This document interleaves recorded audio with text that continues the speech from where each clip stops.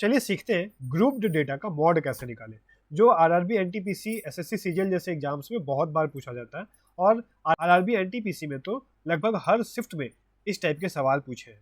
Grouped data का जो mod निकालते हैं, मॉड का फॉर्मूला होता है L plus F1 minus F0 divided by 2F1 minus F0 minus F2 multiply में H।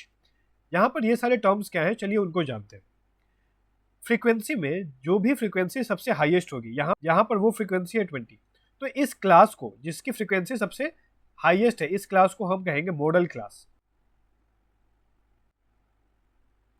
इस क्लास की जो लोअर लिमिट है वो है हमारी एल की वैल्यू यानी कि 30। F1 है हमारा उस मॉडल क्लास का फ्रीक्वेंसी, जो कि F1 की जो वैल्यू हो गई वो है 20। और F0 क्या है? F0 हमारे मॉडल क्लास की जो फ्रीक्वेंसी है उससे एक पहले वाले क्लास यानी प्रीवियस मॉडल क्लास की जो फ्रीक्वेंसी है वो F0 कहलाएगी, और उससे एक आगे वाला क्लास उसकी फ्रीक्वेंसी F2 कहलाएगी। तो इस केस में हमारा F0 हो गया 12, F2 हो गया 10, और H जो है वो है लोअर लिमिट और अपर लिमिट का डिफरेंस उस मॉडल क्लास का।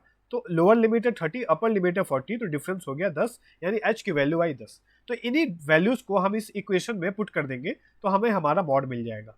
L की जगह पुट किया हमने 30, F1 है 20, F0 है हमारा 12, 2F1 यानी F1 है 20 तो 2F1 हो गया 40 माइनस F0, F0 12 और F2 है हमारा 10 मल्टीप्लाई में H की वैल्यू है हमारी 10।